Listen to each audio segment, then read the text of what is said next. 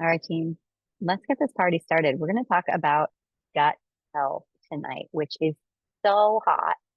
And you know that if you tuned into the No More Do Mores, I typically have an expert that comes and speaks with me, but you're right in my wheelhouse tonight, team. So I'm flying solo tonight. I'm Dr. Rachel Pojednic. I am Chief Science Officer at Restore. I run our Restore Labs division.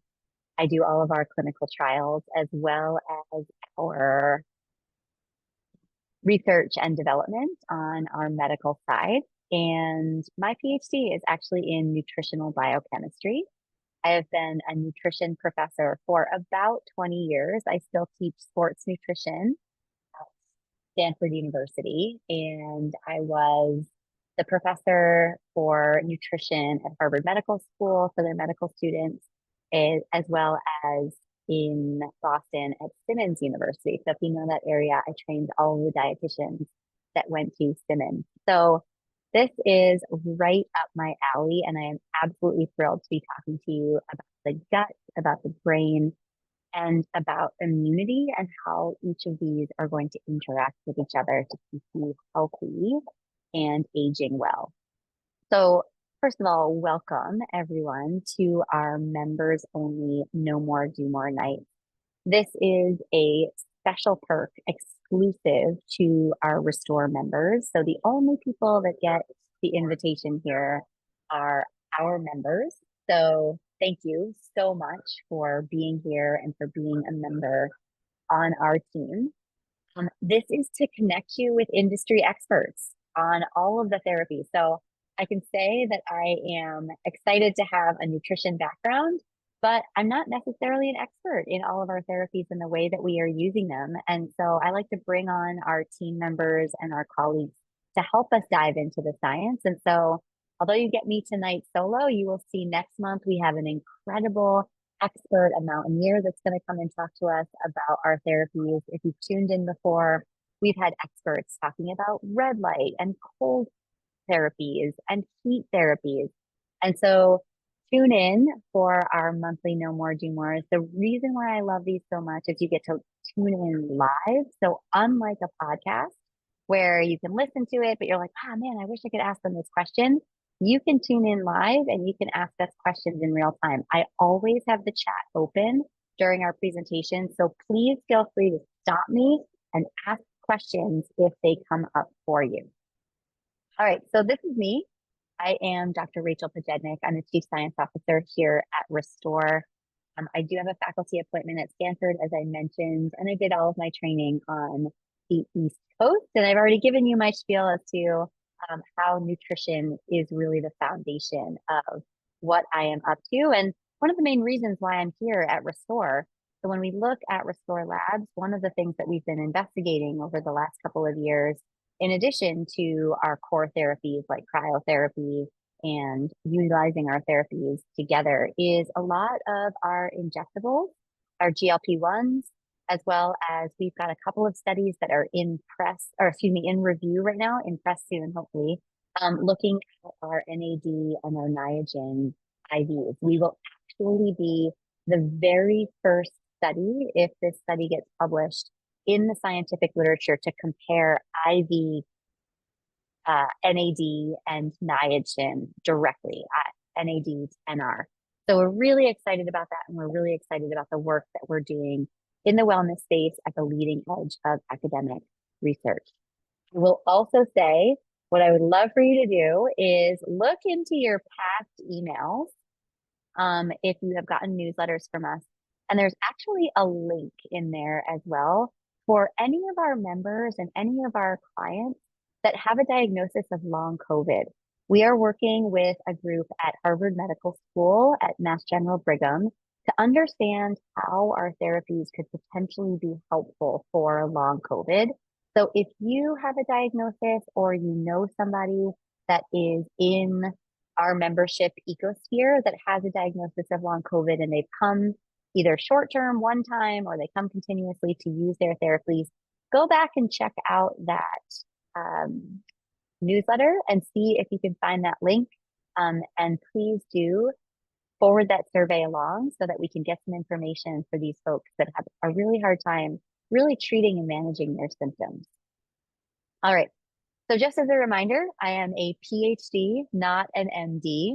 So the information that's provided in this webinar is for educational purposes only, and it's not intended as medical advice. Not a clinician and a professor, so this is for your information.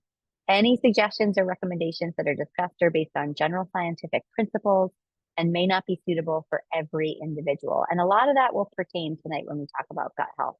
So it's really important that you consult with a qualified healthcare professional in order to make any changes to your healthcare regimen or to your lifestyle.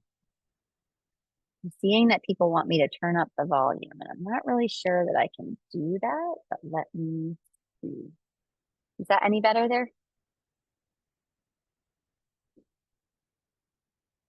We'll see as we progress.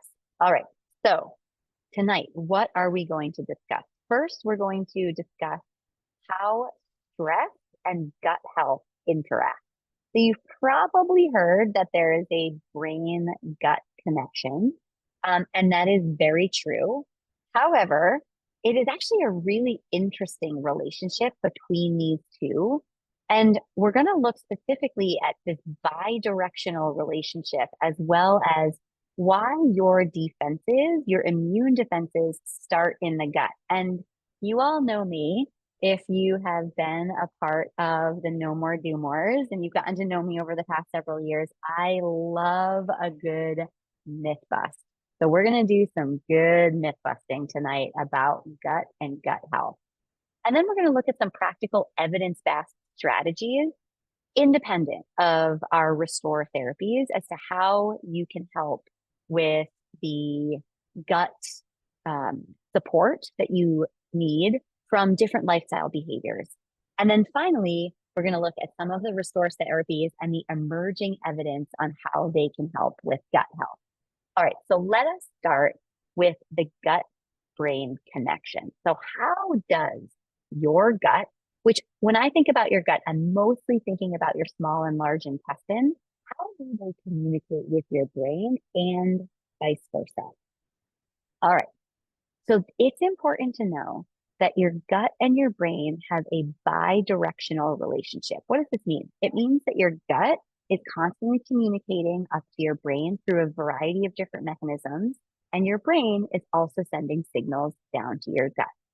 Now, you might have heard of a nerve called the vagus nerve. Very hot right now. People are talking about vagal tone and the vagus nerve, and it is true. This is a critical nerve that runs from your brain down into your gut, and they have a relationship, kind of a highway, if you will, of nervous communication.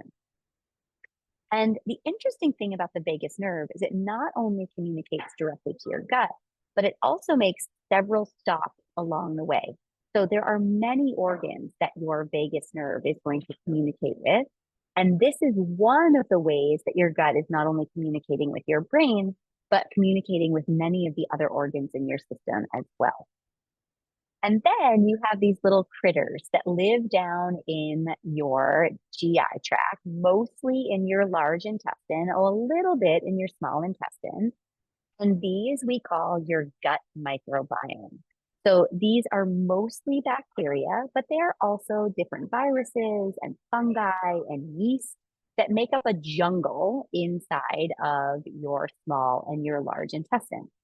And the interesting thing is that in addition to this nervous connection that happens along your vagus nerve, your microbiome actually produces byproducts that are released into your system and can communicate to other organs, including your brain. One of the major ways that it does this is by creating short chain fatty acids. But the one that you've probably heard about more often because it's in the headlines a lot is that your microbiome actually produces neurotransmitters. And specifically, it produces serotonin. Now, I know what you're thinking. You're thinking, oh, my gut produces a ton of serotonin, and it's true. But the interesting thing is the serotonin that's produced in your gut actually works locally in your gut, or in some cases, it's released sparingly into the bloodstream. What doesn't happen, which the headlines are getting wrong right now, is that the serotonin in your gut goes into your bloodstream and then gets up into your brain and acts like the serotonin that you produce in your brain. Interestingly enough, serotonin can't cross the blood-brain barrier. So the serotonin that's actually affecting the organ of your brain is produced inside of your brain, utilizing a precursor called tryptophan, which is a little amino acid. And that is eventually going to be turned into dopamine and then to serotonin. And so in this pathway, what we see is that you have the serotonin that is produced in your gut acting on your gut, and the serotonin that's in your brain acting on your brain. But they don't act on each other. So next time you see that headline, you can just wipe it away. All right. The next thing that we do know to be very true is that stress is going to have a direct effect on your gut. So stress is going to specifically disrupt that gut balance by increasing inflammation in the gut, as well as allowing for immune cells in your gut to become dysfunctional.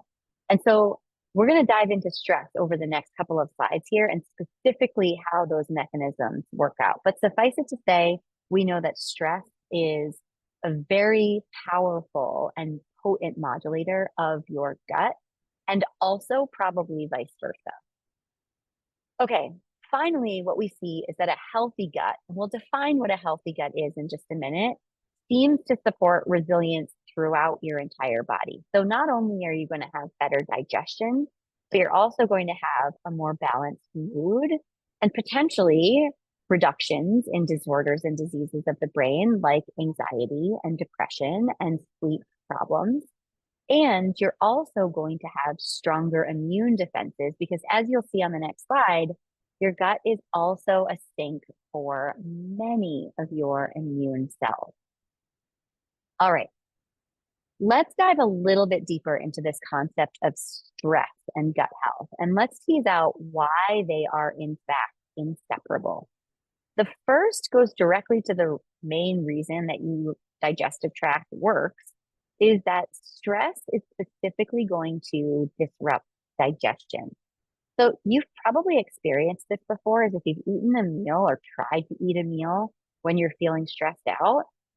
You might get GI distress, you might have a stomach ache, you might feel nauseous. And the reason for that is that stress in and of itself, through the vagus nerve as well as other inputs, are going to change gut motility, meaning that when you actually put food into your mouth, you are going to have a churning process starting right in your throat, going down into your stomach, and then down into your small and large intestine. And that churning is actually going to move your food down through each of these organs into your large intestine for excretion. And what we know stress to do is actually to stop or impair that motility so that the food almost gets stuck in that GI tract and it's not allowed to follow its normal trajectory. We also know because of that, you're going to reduce nutrient absorption. Now, it's not massive amounts of nutrients that are going to be reduced, but you can imagine that if you're not digesting and breaking apart your food properly, you're not going to be able to get it through the proper channels and into your bloodstream. So immediately what we see with stress is that you're going to have a very physical effect on your GI tract from mouth all the way down into your large intestine. What we also see is that microbiome, the little bacteria that make up the microbiome in your small and your large intestine, can become imbalanced for a variety of different reasons. It could be that you've got some sort of a pathogen. It could be that you're not eating a very healthy, fibrous diet. And as a result from that, it can actually trigger stress in your system that can cause inflammation. And so what we see here is that we've got this relationship where stress is going to impact your GI tract itself. It's going to impact those bacteria in your microbiome. And then that stress is going to start to create this vicious cycle where that imbalance of your microbiome is going to increase inflammation and potentially weaken your immune defenses. And because of this, what we then see is that it can impact your mood and your energy. Now, this is where things get really interesting. What we don't know yet in the scientific literature is which is the first trigger. So it's a real chicken or the egg question when we think about stress and the microbiome. So, for example, let's say you eat a diet that is very high in ultra processed foods, it's very inflammatory. We know that that is going to have a direct impact on your microbiome. If your microbiome is imbalanced and it causes stress and inflammation, that's going to have a direct impact on your brain and your mood and your health. And then it's going to repeat over and over and over again. And so this is where we're not really sure. Are we having the problem in our gut and it's feeding into the brain? Or are we having a problem in the brain and then that's feeding down into the gut? Likely it is both. But right now, the scientists are really trying to tease that out. All right. Finally, with this vicious cycle, whether it starts in your brain or it starts in your gut, we see this continuous feedback loop where stress is going to worsen gut health and poor gut health is going to fuel more stress and more angst in your brain. So how does this relate to immunity? Well, when we look at your gut, not only are you going to have a significant amount of bacteria, you are also going to have a significant amount of immune cells. And in fact, about 70% of your immune cells live in your gut. Pretty fascinating, right? It actually makes it the largest immune organ, if you will, in your entire system. And what the interesting thing here is that the microbiome is actually going to act as a shield in this system. And what it does is it starts to train your immune cells to identify harmful invaders and also support a balanced immune response. So the bacteria work with the immune cells to tell them this is a good bacteria, like bifidobacterium, and this is a bad bacteria or a pathogen, and it trains those immune cells to recognize good from invader. This is a critical moment in your digestive process because many of the invaders that you are going to see in your body actually come from your mouth and from your nose, which eventually makes its way down into the mucous membranes that go down into your GI tract. So this is a really important relationship because it is likely in most cases going to be the first line of defense of any kind of an infection or any kind of environmental toxin, whether it's something like a bacteria for food poisoning, some kind of plastic or something that's in your food, or smoke inhalation, or some other kind of toxicant that's in water or air. So this relationship is key to keeping you healthy. And what we also see is that you have a gut lining. Now, this lining is really interesting, and most people think about it as just the cells in your small and your large intestine. You've probably heard the term leaky gut before, right? So leaky gut is a really popular, not particularly clinical way to describe how things that are not supposed to get into your bloodstream from your GI tract can go past the little cells in your small and your large intestine and end up in places where they're not supposed to be. Those little cells, by the way, are called enterocytes in your small and your large intestine, and they're supposed to fit together pretty tightly. Now, here's the really interesting thing. The cells themselves are actually not supposed to be the protective layer in your small and large intestine. They're actually supposed to be the last line of defense or the specific site where nutrients are absorbed. So many nutrients will have very specific channels that they get into those enterocytes and then eventually make it into your bloodstream. So this is the guard, but it's really the last line of defense. What you actually want before you even get to those cells is a nice, thick protective layer that you're going to find out comes from a very important nutrient in your diet. Hold on that one for just a second. Suffice it to say That gut lining integrity is going to prevent those pathogens and toxins from entering the bloodstream. Now, what happens when your gut health is compromised? So now we're talking about many different things, the squeezing and the actual physical movement of food to your body, the absorption of food, the physical lining, the conversation that's happening between the microbiome and the immune cells. What if these things start to become imbalanced? What we see is that the first thing that occurs is that your immune defenses start to become weakened. And this can manifest itself in a lot of different gut related disorders. So we will see, for example, in people that have IBS or IBD, so Crohn's or ulcerative colitis, that they will often have infections that go along right inside of their gut. So something like a diverticulitis infection or something like that. So immediately we start to see the local effect of the immune system being compromised.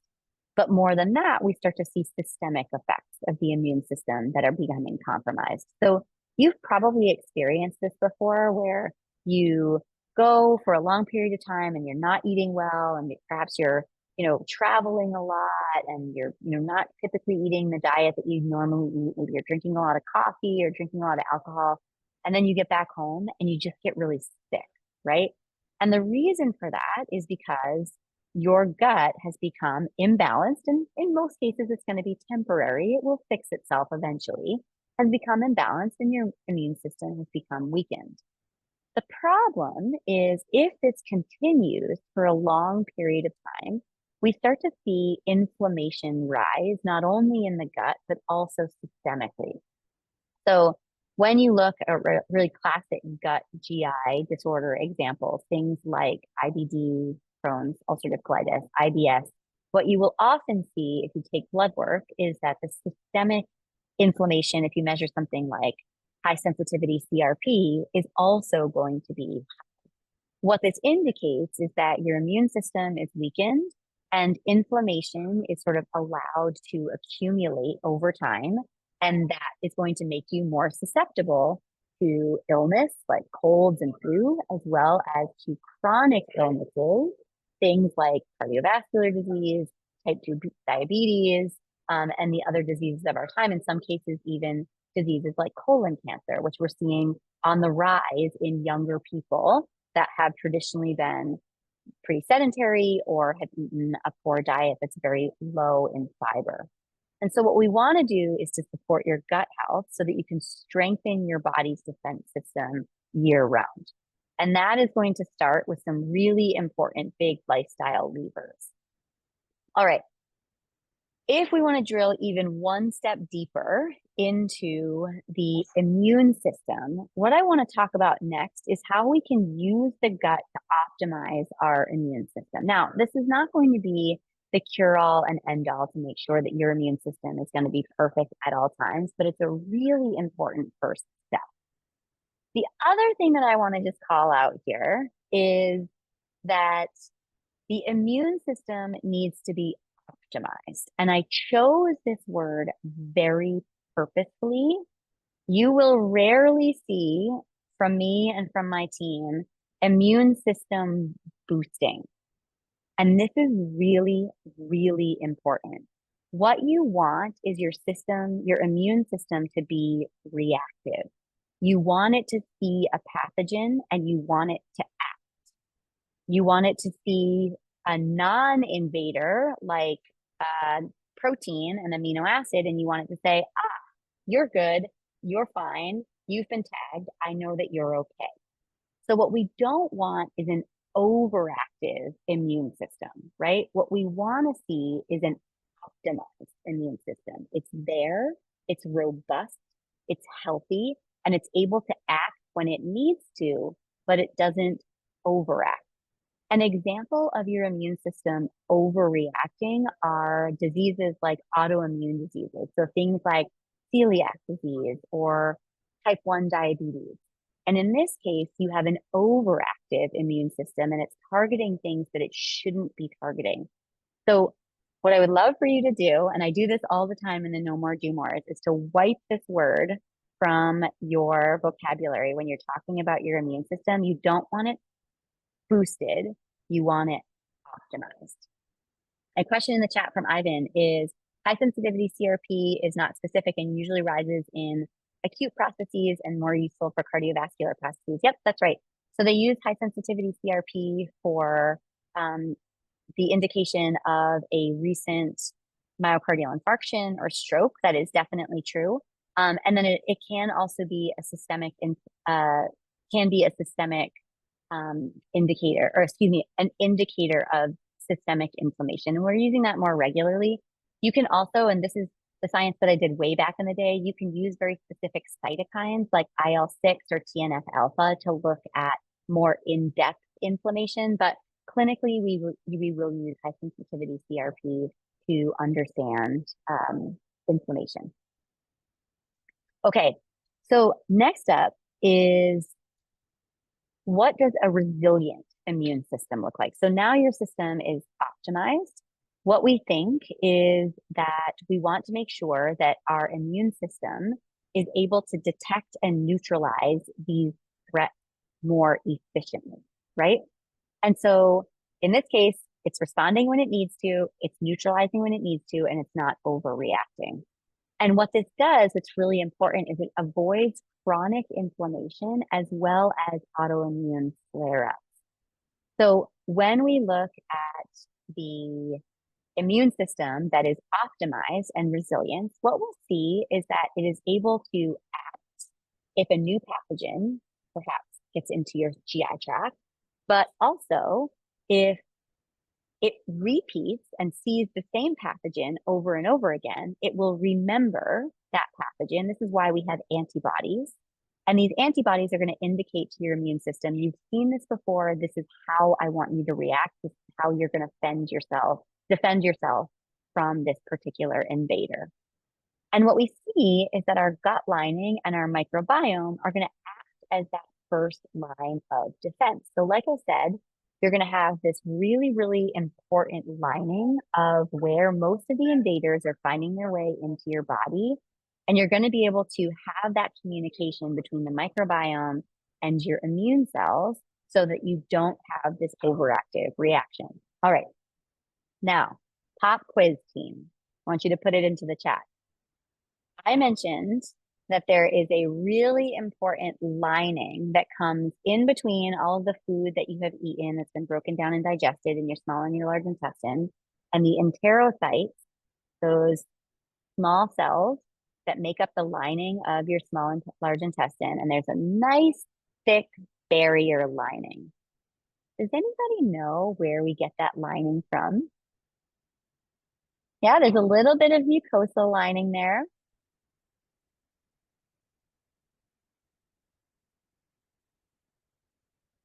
Nope, not your brain. It's not the cells. It's in your small and large intestine, so likely it came from food.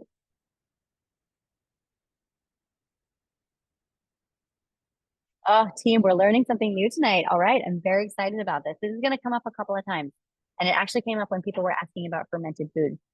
Where you are going to start to develop that nice thick lining in your small and large intestine is actually going to come from soluble fiber.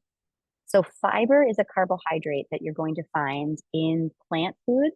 So any green leafies, vegetables, broccoli, spinach, any of your fruits, as well as whole grains, nuts, and seeds. And so when we look at the soluble fiber, yes, question from Alice, Metamucil is also a soluble fiber. What we will see is that that soluble fiber is going to form a nice thick paste that sits right up against those enterocytes. And what it does is two things. Number one, it provides just a nice thick lining against those small and large intestinal cells. But also what we see is that it's going to protect the microbiome itself from attacking those cells. I'm going to elaborate a little bit more on this, but I'm going to drop the fiber seed a couple of times throughout the night. And I hear the question, I see the question about probiotics and prebiotic supplementation, and I'm going to come back to that in just a second. So hold that thought, Wanda. All right. So once you have this resilient immune system in your gut, what you see is that you're going to have steadier energy. And there's a reason for this, which we'll go over when we talk about food in just a second. You're going to have faster recovery, specifically in the gut, if you have any kind of damage to those lining, those cells. And you're also going to have better stress resilience. And because of that, you're going to be able to handle these daily exposures to colds, to flus, to allergens without constant illness. So it's this really important dance between the cells, between the food that you're eating, between the immune cells, between the microbiome.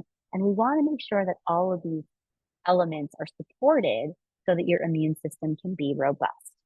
All right, let's come back to diet. I told you in part 2, we were going to talk about the foundational pillars that are going to keep your gut healthy. I know I've been working in the supplement industry and the supplementation space for almost 20 years, and I have seen all of the supplements, all the tips, all the tricks, all the diets that are supposed to support your gut health. And I can tell you without a shadow of a doubt that there is one element of food that is going to protect your gut. I'm going to ask you again, team, and now you all know the answer to this question. What is the nutrient that is going to protect your gut the best? This is what I do as a professor. I make my students reiterate to me the information that they're learning. Ew, look at this. We get that fiber in. Perfect. All right, team. So here's the deal. I'm going to elaborate a little bit more on fiber. You have a couple of different types of fiber that you can get from food. The soluble fiber is the one that's going to make that nice paste in your small and large intestine that's going to provide that protective layer. You also have insoluble fiber, and this insoluble fiber is actually going to remain intact in your GI tract, and it bulks your stool up. I'm going to give you a visual example of an insoluble fiber. Corn. Goes in as corn, comes out as corn, right? You got me? That's insoluble fiber. Now, between soluble fibers and insoluble fibers, you're going to have another layer on top of this that are called fermentable fibers. Now, I want to take you back to the microbiome. Here's something really interesting. I told you this a moment ago. You might have caught it, but I'm going to tell you again. Fiber is actually a carbohydrate derivative. So most carbohydrates, you human beings, can break down into the simple sugars, glucose, fructose, galactose, and you can absorb them and you can utilize them to make energy in your system. However, you, mere mortal human, do not have the enzyme to break down fiber. Not soluble fiber, not insoluble fiber, none of it. It all ends up in your small and large intestine where it meets up with the bacteria that live in your gut. They have the enzyme to break down that fiber, particularly the soluble fermentable fibers. And they love it. It is their fuel. It is their fuel of choice. And so as we start to look into the literature, what we start to see is that the more fiber that you can eat, the more you can feed the bacteria that's in your gut, the better off those good bacteria end up becoming. And the more they can fend off the bad bacteria and the other pathogens that end up in your gut. So now you've got two really important reasons to have that fiber. Number one, it's going to create that nice, thick, protective layer. Number two, it's going to feed the bacteria in your gut microbiome. I'm going to take this one layer further for you so that you get really excited about going to eat your fiber. If you don't have this nice, thick, fibrous paste up against your enterocytes, remember, these are the cells that are in your small intestine that are responsible for absorption of your nutrients. If you don't have that nice thick paste, you start to get wandering bacteria from your microbiome going to look for their fuel. And so what they will do is they will actually start infiltrating the cells, those enterocytes, and they'll start munching on them for food and for fuel. So what you also want this nice thick paste for is a reserve for those times when maybe you haven't eaten a lot of fiber for whatever reason. You're traveling, you are on an airplane for 17 hours and all they have are chips and pretzels, or you are, eating on the go, and you just haven't had a chance to get your 25 to 30 grams of fiber for the day. What you want is that nice thick paste so that your microbiome doesn't start actually doing damage to those cells, which again is going to lead to this vicious cycle of, if those last defense cells are damaged, you're going to have inflammation, you're going to have your immune system compromised, and potentially you're going to have some brain health effects. So this is why that fiber is so critically important. And what we also see when we're thinking about the gut specifically is the more fiber people eat, the less likely they are to get colon cancer. And the reason for this is because there's just simply less inflammation in the gut, and thus less DNA damage. Now, there are some people that have trouble with fiber. This is true. So if you have IBS or IBD, fiber can be really challenging for you because of this regulation of your gut to begin with. So if you have IBS or IBD and you want to start a fiber regimen, this is something that you really want to work with a dietitian on, to slowly start to pick those fibers that are going to be really helpful for you, and make sure that you're not choosing the ones that can potentially be irritating. That being said, across the board, this is the best way to increase your gut health from a physical standpoint, as well as to enhance the microbiome. Now, a question that came up in the chat just a moment ago is, what do I think about probiotics? I think they're interesting, right? What we see with probiotics is that on the whole, they're kind of just a little drop in the bucket. So when you look at your microbiome, you've got millions, billions of bacteria that live in your gut. And even though it might say on your very expensive probiotic bottle that you've got millions and billions, that really just is kind of like taking a little dropper full and putting it into your gut. What we're finding is that they don't colonize very well. What does work much better is to feed your own gut microbiome, your own gut flora. And the reason for that is because your gut looks different than my gut, looks different than your sister's gut, looks different than your son's gut. And so what we see is that if you start taking a bunch of probiotics that aren't finely tuned to you and to your gut, you can actually create a dysbiosis in there inadvertently. So I am bullish on probiotics. However, I'm more bullish on the idea that maybe in 5 or 6 years, we'll be able to profile our own guts and get a very personalized solution. In the meantime, the biggest and best lever that we have to pull is to eat a high fiber diet and help those bacteria that live in your gut thrive by giving them the fuel that they need. Question in the chat is, how does menopause with dropping estrogen levels affect the microbiome? The answer is, we're not sure yet, to be completely honest. There does seem to be a change and a shift, not only in the gut microbiome, but also in other microbiomes. So if you look at the vaginal microbiome during menopause, that also seems to shift. It doesn't seem to be so much that those two microbiomes speak to each other, but unclear right now. The question that remains is, yes, it does seem to be that the microbiome is shifting post-menopause, but in what direction? That's what we're really not sure yet. And what can we do about it is the other question. So even if the answer is yes, the microbiome shifts post-menopause, the solution is still likely going to be eat a lot of fiber and get those good bacteria thriving. So great question. Another question about the GI map, is that more like personalization? Yes, you can get a little bit closer with a GI map. So we don't offer a GI map here at Restore, but you can get that done. A dietitian needs to order it for you, or a physician. And you can get closer. You can start to figure out what your microbiome is. But here is the issue with the GI map and not doing your tests kind of repeatedly. What we see is that your microbiome is going to shift ever so slightly day to day based upon what you ate at any given time point. And so what we see is that if you take your test on a Monday after you've had a nice high fibrous diet over the weekend, and then you take your test again on a Friday after you've eaten pizza and chips for 3 days, then your gut microbiome is going to look a little bit different.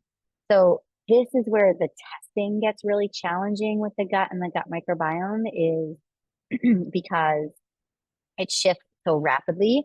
And then most of the time, what we're seeing is that that shift, if you feed your bacteria with the right fuel, fiber, that shift will start to come back to a set point that you typically have. So yes, GI maps can be helpful, but be really careful to rely on them, especially if you've only tested one time, because that shift might just be transient. Okay, what are the other levers that we have to pull?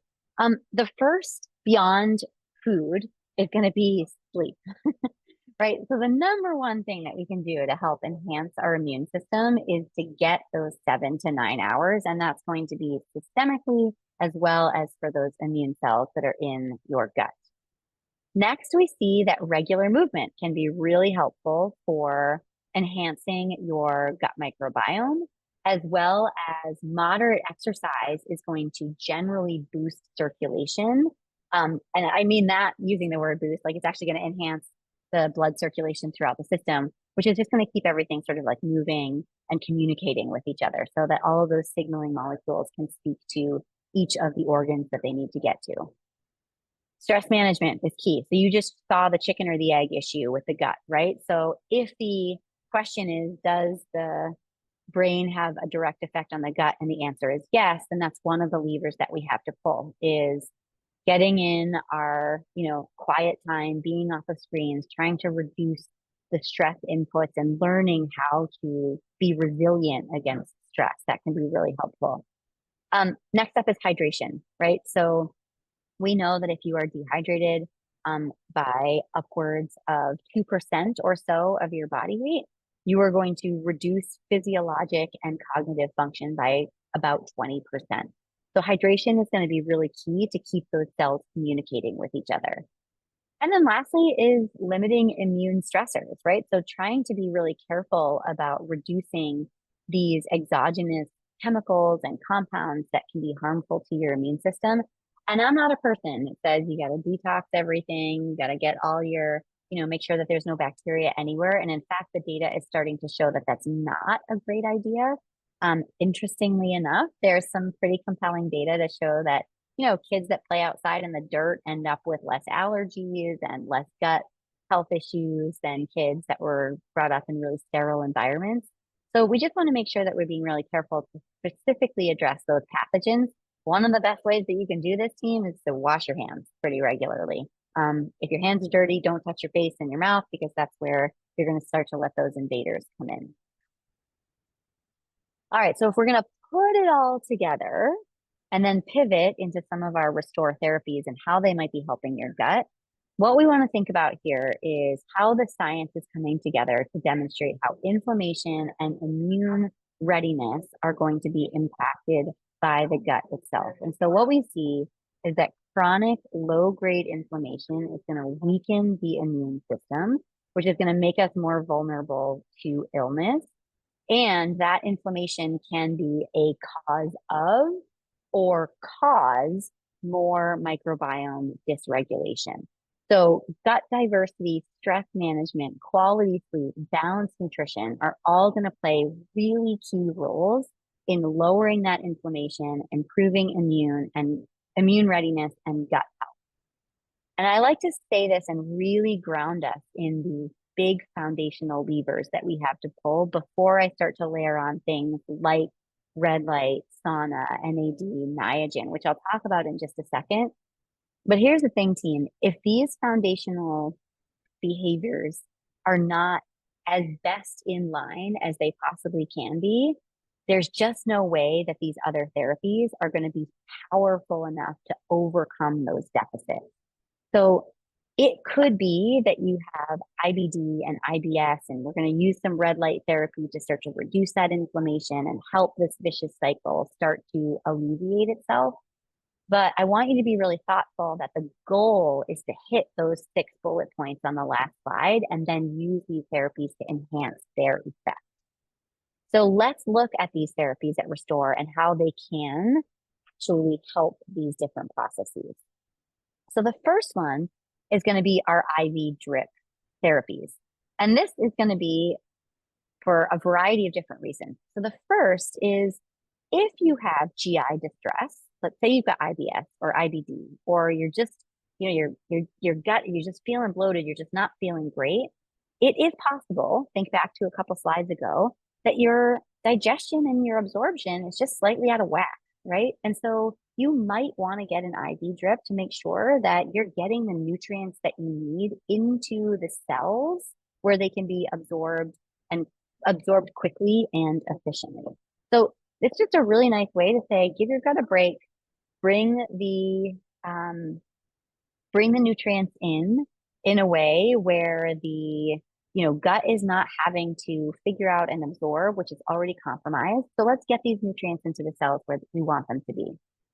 And if we want to think about the nutrients that we have at Restore that are quite powerful, the ones that come up over and over again for improving gut health by reducing chronic inflammation are going to be your antioxidants, vitamin C, glutathione specifically. Zinc is a really interesting one because it's going to act directly on the support of your immune system. So your immune system is going to use zinc as part of its foundational work. And then finally, B complex. If you are sick, if your digestive tract is not working appropriately, you're using a ton of energy to repair and regenerate. And B complex vitamins can be wasted in that process. So it's really good to make sure that you are topping them off so that you have the stores that you need. The next one, this is really interesting. So my background, the first 10 years that I worked in nutrition, I worked on vitamin D. And it was really interesting because at the time, again, 20 years ago, everybody thought, oh, vitamin D, the reason that we need vitamin D is pretty much exclusively for bone health. We know vitamin D brings calcium into the system. It's going to solidify and harden your bones. Very true. At the time, the data started to emerge to show that vitamin D was also related to immune health, specifically respiratory infections. And what they were noticing was in the immunology research that people that had low vitamin D stores were actually more susceptible to respiratory infections. Specifically, they found that they were more susceptible to tuberculosis, which is really fascinating. We are vaccinated against tuberculosis in the United States, so it's not something that showed up a lot here, but in countries where TB was still pretty rampant. And from that, they started to really look at vitamin D and its effects specifically on immune health. And now the literature is actually starting to show, not surprisingly, because we have so many immune cells in our gut, that having a sufficient vitamin D is really important for gut health. Likely, and this is still being teased out, likely by helping to support the immune system and the immune cells that are interacting with your gut microbiome and with the cells and acting as your first defense against these pathogens. So a new kid for gut health support is actually vitamin D. And it's probably just a new kid because we're just using and discovering the science, but it holds and it tracks and it holds true that your vitamin D is going to be really important for supporting immune health, both systemically as well as in your gut.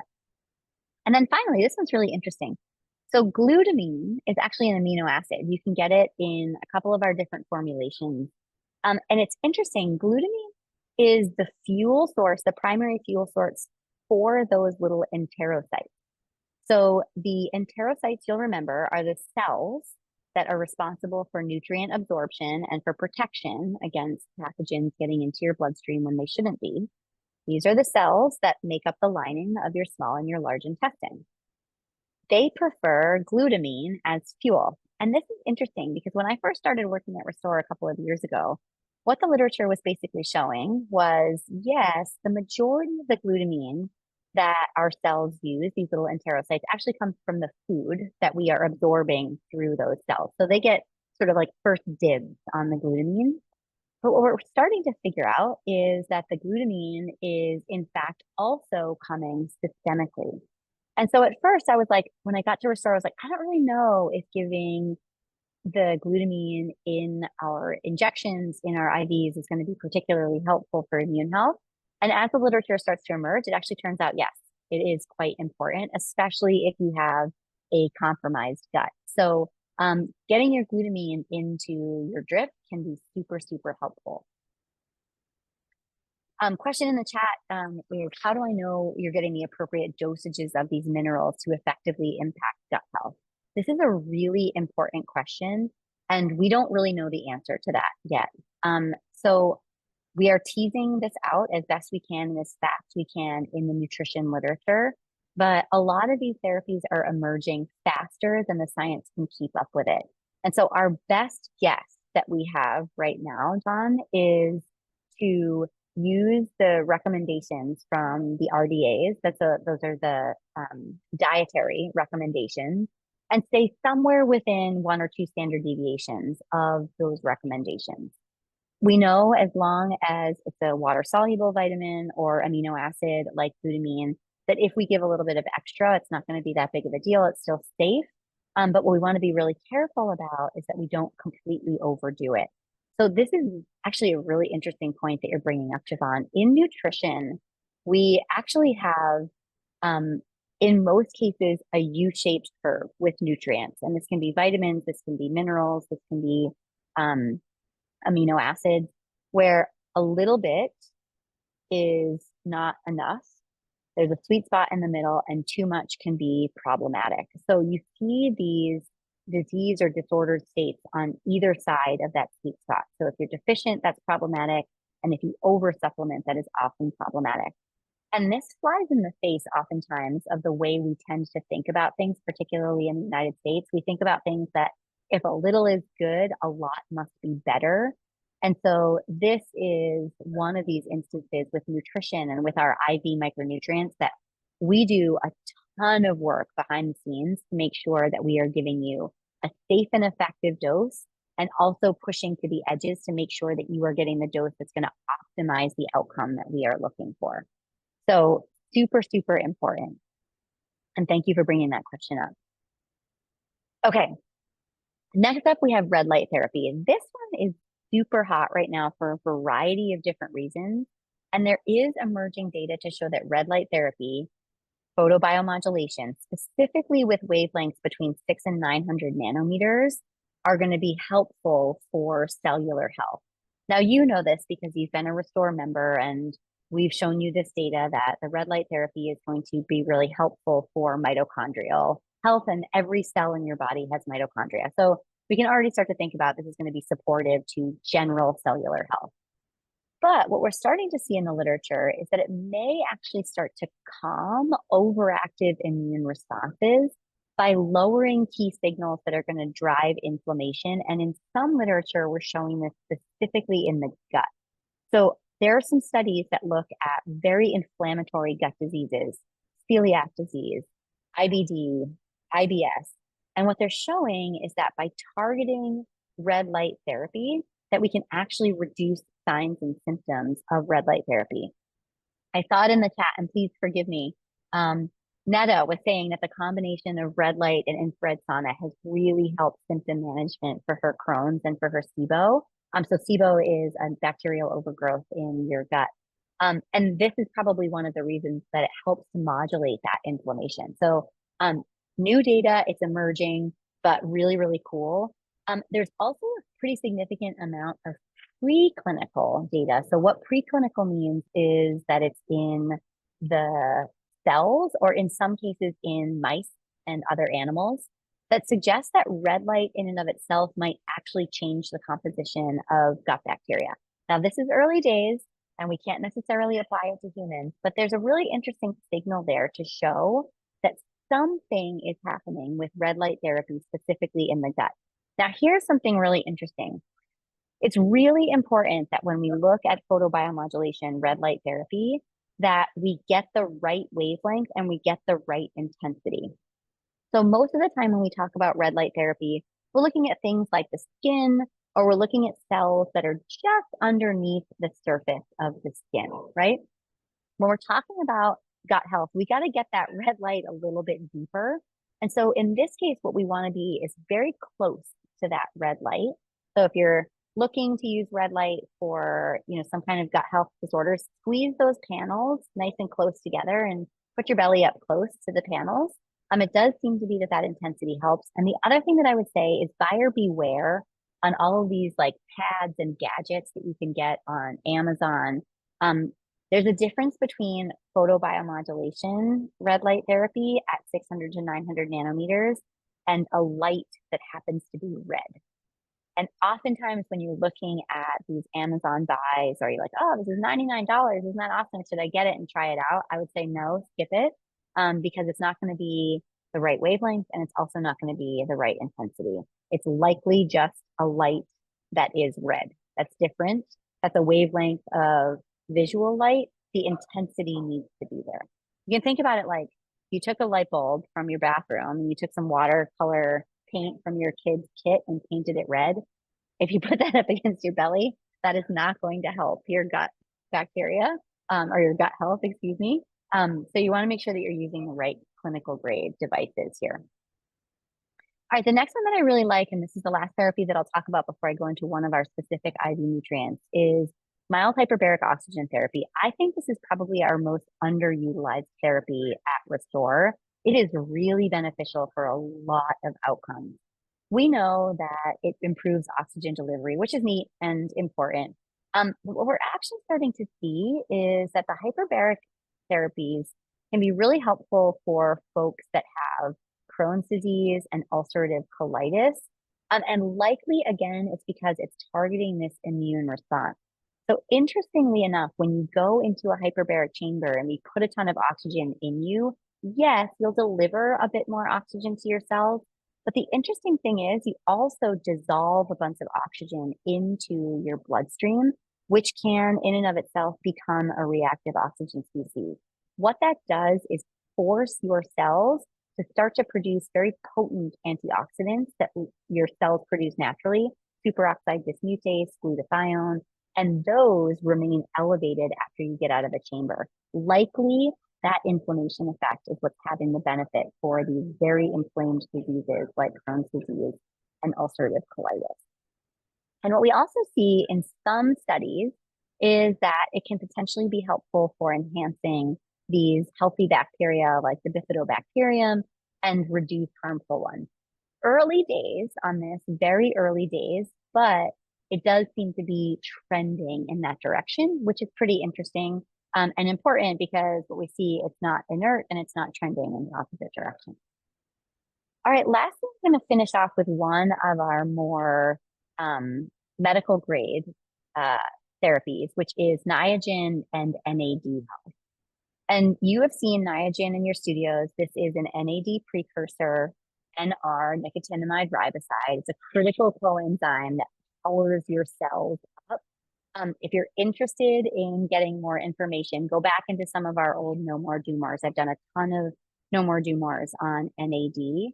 And Niagen is kind of like our NAD 2.0 product. It's much better. It gets into the cells much more effectively. It doesn't feel as gnarly going in, and you can get through the drip a lot quicker.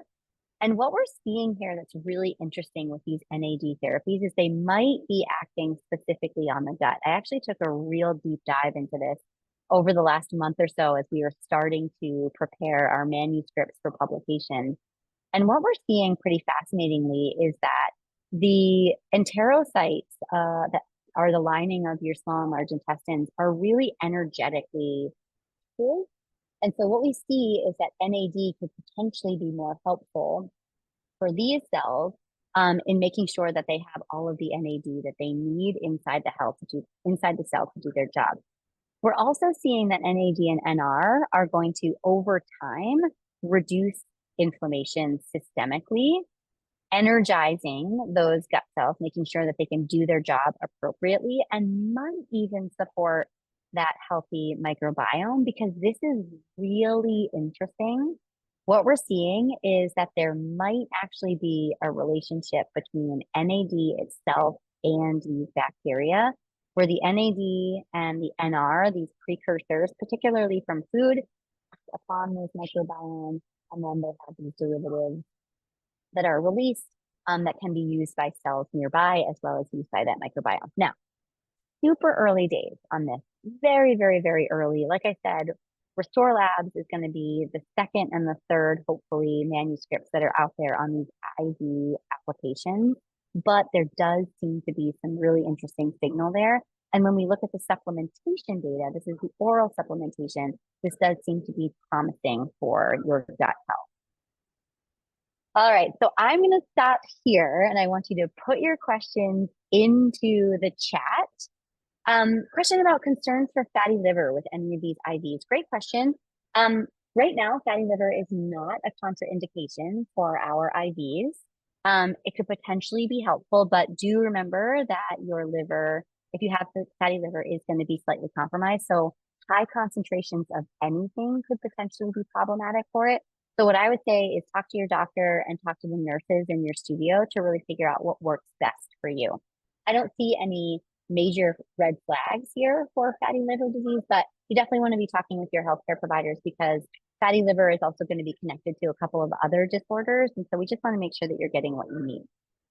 All right. So if you have more questions or you've got people in your community or your family or your house that want to ask more and it comes up, I always do a follow-up on Insta Live at 12.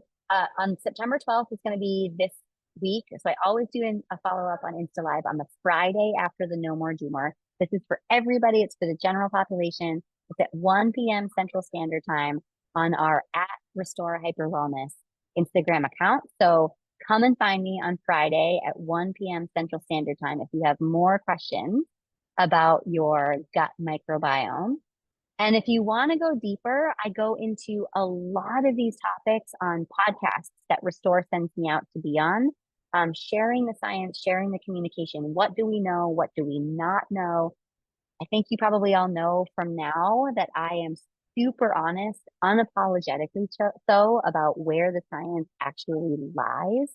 And so I really want you to know what's out there, what claims are being made, what the science supports, so that you can make really good decisions for you and for your body. Next month, I've got a buddy coming to see me. This is going to be Megan Rath. She is one of our members, and she is also an extreme mountaineer, and her story is incredible. And you're going to want to tune in on October 21st to learn more about how our therapies helped her to climb Mount Manaslu. And her story is amazing. The way that she used these therapies is brilliant. So if you're looking for some inspiration, definitely tune in next month, October 21st. Scan here so you can sign up now. And then I'm going to scan through the questions here so that we can finish up here.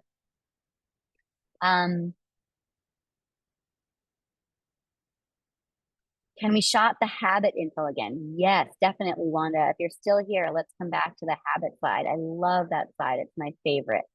All right, here's the habit slide for you as I come down into more questions here.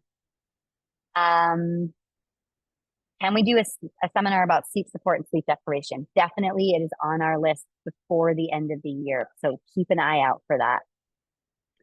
Question about experience with mold illness and its effect on the gut microbiome. Yeah, this is an interesting one. So mold is going to be one of the major places that it is going to start out, is going to be in the gut. And in some cases, there is fungus and mold that lives in your gut naturally. It's always going to be there. It's the overgrowth that's the problem. This is an area of rapid investigation right now. It's how do we go from just a little bit and manageable mold to mold that is taking over and or mold that is coming in from the environment. There's a lot of ways that you can be thinking about working with a mold diagnosis. I'm actually pretty glad, Wanda, that we brought back to this slide, because this is going to be the major way that you are working with this.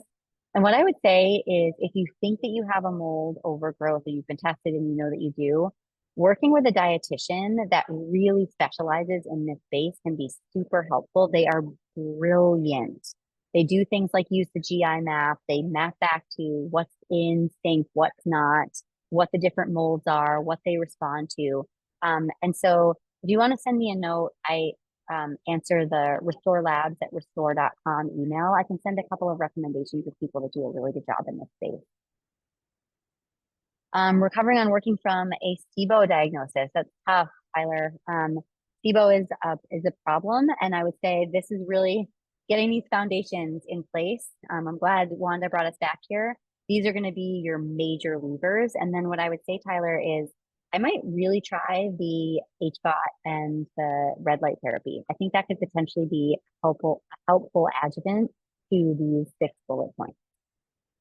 Herbs are plants that help gut health. These are interesting. There aren't a ton that have a lot of really robust data. And so I would say be really careful about herbs and supplements, especially the high dose ones. And again, what I would recommend here is to find a dietitian that is really, really good in the gut health space because they are very, very well versed in this space.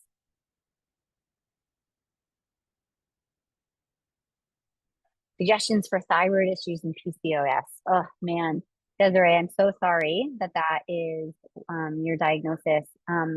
This data is also abysmal. It's absolutely abysmal when we look at thyroid, specifically in women, and PCOS, polycystic ovarian syndrome. What I will say, this is interesting. The data is emerging. This has nothing to do with Restore and nothing to do with this slide. The data is emerging to show that a very low sugar diet can be quite helpful for PCOS. So low added sugar. Fruits and vegetables are totally fine, but low added sugar can be quite helpful because there's an insulin response and a metabolic dysregulation that often underlies PCOS. So I, again, would talk to a dietitian that is really a specialist in this area and ask them about how you can incorporate a low sugar diet. Prebiotic and probiotic foods in the diet are awesome, Marietta. So if we think about prebiotic foods, that's going to be your fiber. If you think about probiotic foods, these are going to be things that are fermented, like kimchi, like pickles, like yogurt, like kefir, right? All these things are going to be super amazing. And interestingly, what they're finding in this fermented food is, first of all, in many of the cases, it's a fibrous food, right? So you get a fermented pickle or cabbage or whatever, you get the fiber and you get the ferment. But in that fermentation process, those bacteria are actually giving off what they're calling postbiotics. These are little molecules that are very potent anti-inflammatories. So this is where the magic seems to lie in those probiotic type foods. So yeah, super, super helpful. Can you get enough biome protection if you're being directed to be on a low FODMAP? Yes, you can, but Jessica, remember that a low FODMAP diet is supposed to be temporary. So if you start on low FODMAP, you're supposed to slowly add in the fibrous foods that you can tolerate so that you don't end up on low FODMAP long term. So please work with somebody to help you reintroduce foods that you can tolerate, and then your microbiome will bounce back.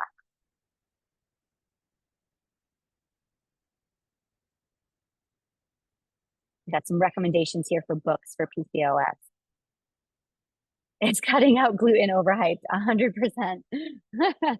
Yeah, interestingly, gluten is a protein that you find in carbohydrates. And the interesting thing, and this goes actually to the question just a second ago about FODMAPs, is most people that find that they have GI sensitivity to gluten, it's actually, or think they have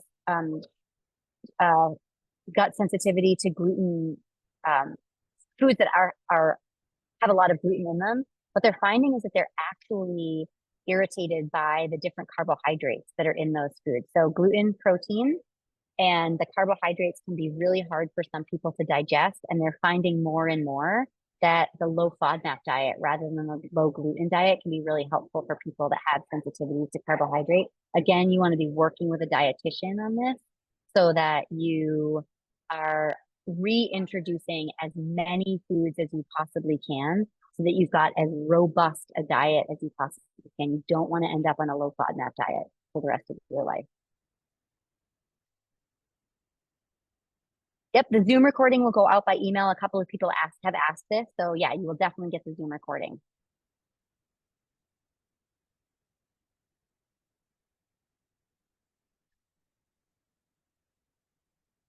Yep, email is restorelabs@restore.com. I can put it, I don't think, maybe I can't put it in the chat. Oh, yes, I can.